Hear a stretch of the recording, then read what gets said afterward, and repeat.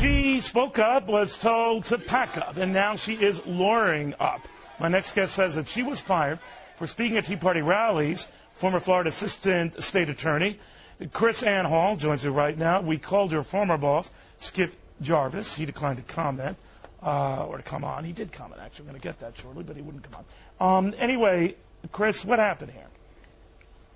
Well, I've been working for the state attorney's office for about 10 years, but I took a break from 2007 to 2009 and got the opportunity to work for a constitutional law firm in Seminole. When I came back to the state attorney's office, it got around to the general public that I had this background in constitutional law.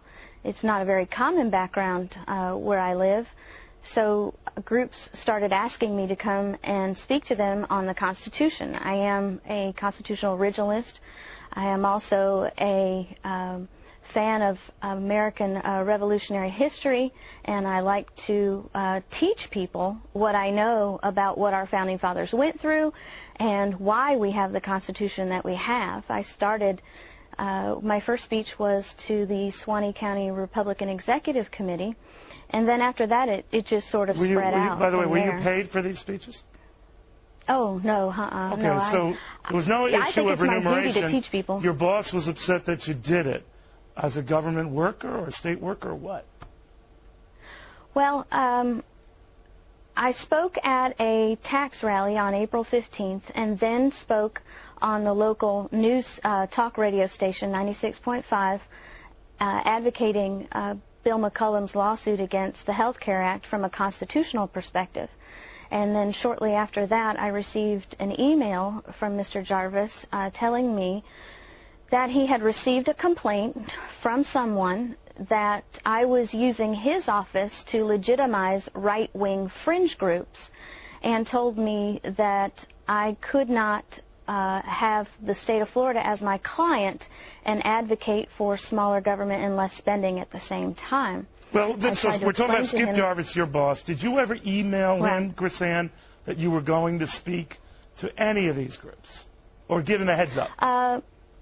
Well, no, I didn't, but my direct supervisor knew, because I had to request leave time for all of this.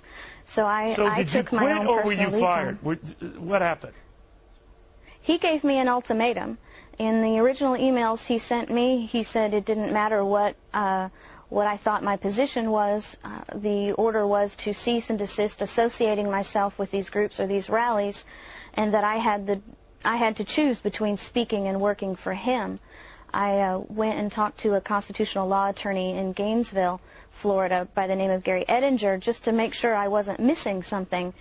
And he said I wasn't missing anything, and wrote Mr. Jarvis a letter explaining the law to him and requesting that he retract his demand. And Mr. Jarvis wrote a letter back to my attorney telling him that I worked at his pleasure. He could hire me and fire me as he pleased, and I had a choice to make. I could choose to speak, or I could choose to work for him. Well, that's kind of what he said in response to this. Here's what Mr. Jarvis said exactly. Would I like to have her back, the old Chris Ann, before she wanted to become the next Sarah Palin? I would love to have the old Chris Ann back. What do you think of that? I don't think that I'm worthy to be called Sarah Palin, but in spite of how he meant it to be, I take that as a compliment. I don't have an agenda.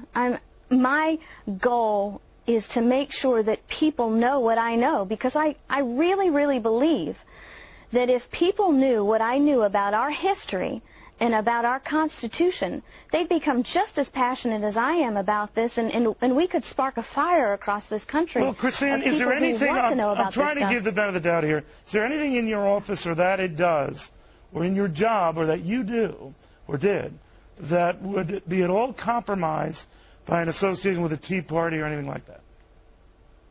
No, sir, and when I spoke, I never spoke about any cases. What was your job? I'm a prosecutor. I was prosecuting so you argue on behalf of the felonies. state. You argue on behalf of the state. Right. So he's saying. So he's saying that when you're with Tea Parties, for example, they don't much like the state or state government. So there's an inherent conflict. Well, you know, his point was that because I was speaking at Tea Parties, I was somehow, therefore, for smaller government and less spending, and that idea is contrary to the state of Florida. But, you know, our own governor ran on that very platform, so I'm not quite sure how very good point. Advocating for smaller government and less spending could be contrary to the state of Florida. Well, he might have messed with the wrong person, someone who's an expert in constitutional law, but we'll see how it goes. Chris Ann, thank you very much. And Mr. Jarvis, wherever you are, we'd love to have you.